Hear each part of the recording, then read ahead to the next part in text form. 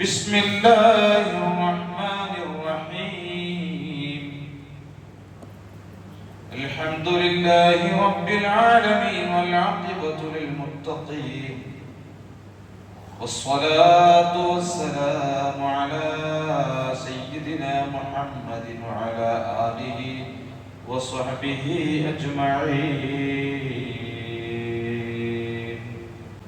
عن أبي هريرة رضي الله عنه قال قال رسول الله صلى الله عليه وسلم إذا مرض العبد أو سافر كتب له ما كان يعمل مقيما صحيحا. അബൂ ഹുറൈറ റളിയല്ലാഹു അൻഹു നിവേദനം ചെയ്യുന്നു, മുത്ത് റസൂൽ സ്വല്ലല്ലാഹു അലൈഹി വസല്ലമ തങ്ങൾ പറഞ്ഞു, ഇദാ മരിദൽ അബ്ദു, ഒരു അടിമ രോഗിയായാൽ, ഔ സാഫറ, അല്ലെങ്കിൽ ഒരു അടിമ യാത്ര പോയാൽ, കുതിബ ലഹു, അവനിക്ക് രേഖപ്പെടുത്തപ്പെടും, മാ കാന യഅമലു മുഖീമാ, അവൻ യാത്ര പോകുന്നതിന്റെ മുമ്പ് എന്താണോ ചെയ്തിരുന്നത് അതുപോലെ അവനിക്ക് രേഖപ്പെടുത്തപ്പെടും. സഹീഹാ,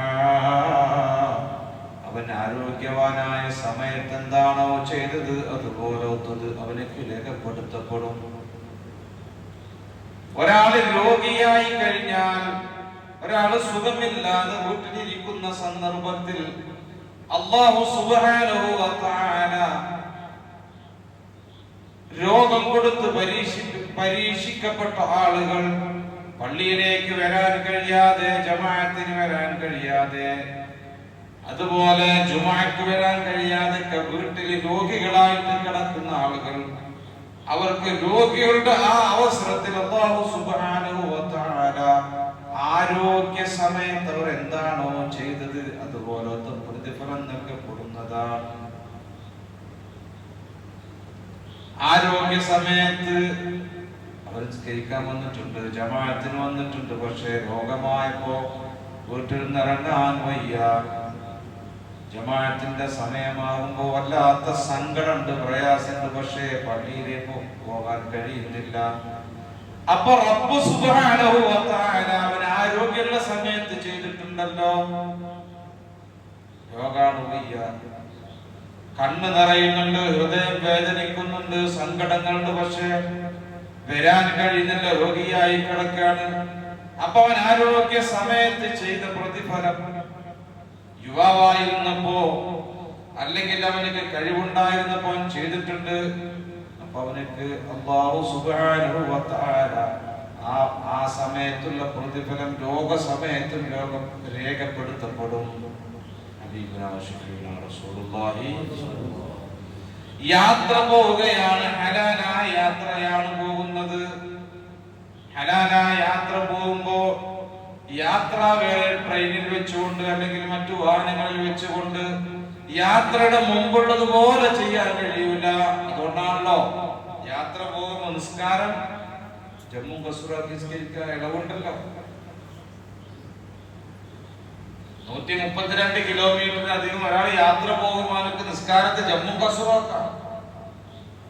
4 റക്അത്തിലെ നിസ്കാരത്തെ 2 റക്അത്തായി നിസ്കരിക്കാം, ളുഹുറിനെ 2 റക്അത്താക്കാം. അതാണ് കസ്റാക്കണം. ളുഹുറിനെയും അസ്റിനെയൊക്കെ 2 റക്അത്തായി, ഇശായിനെയൊക്കെ 2 റക്അത്തായിട്ട് കസ്റാക്കിയിട്ട് നിസ്കരിക്കാം. അതേപോലെ ജംആക്ക എന്ന് പറഞ്ഞാൽ ളുഹുറിനെ അസ്റിലേക്ക് ബന്ധിച്ച് ജംആക്കാം, അല്ലെങ്കിൽ അസറിനെ ളുഹറിലേക്ക് മുന്തിച്ച് ജംആക്കാം. യാത്രയിൽ ഏത് സമയത്താണ് ഇറങ്ങി നിസ്കരിക്കാനുള്ള ചാൻസ് കിട്ടുക അറിയില്ല. ആ ടൈമിനനുസരിച്ച് നമുക്ക് എന്ത് ചെയ്യാം, ളുഹറിന്റെ വക്ത് കഴിഞ്ഞ് അസറിന്റെ വക്ത് കഴിയുന്നതിന്റെ മുമ്പ് നമുക്ക് ളുഹറും അസറും നിസ്കരിക്കാം. അതല്ല അസർ ടൈമിൽ നമ്മൾ ട്രെയിനിലായിരിക്കും അല്ലെങ്കിൽ ഫ്ലൈറ്റിലായിരിക്കും എന്നൊക്കെ മനസ്സിലാക്കിയിട്ട് അസർ അപ്പോഴേക്ക് ഖളാആകും എന്ന് മനസ്സിലാക്കിയാൽ നമുക്ക് അസറിനെ എപ്പോ നിസ്കരിക്കാം, ളുഹറിന്റെ ടൈമിൽ നിസ്കരിക്കാം. ഇതിനെ ജംഅ് എന്ന് പറയാം, ഒരുമിച്ച് കൂട്ടാം. അതൊക്കെ യാത്രക്കാരുടെ ഇളവുകളാണ്.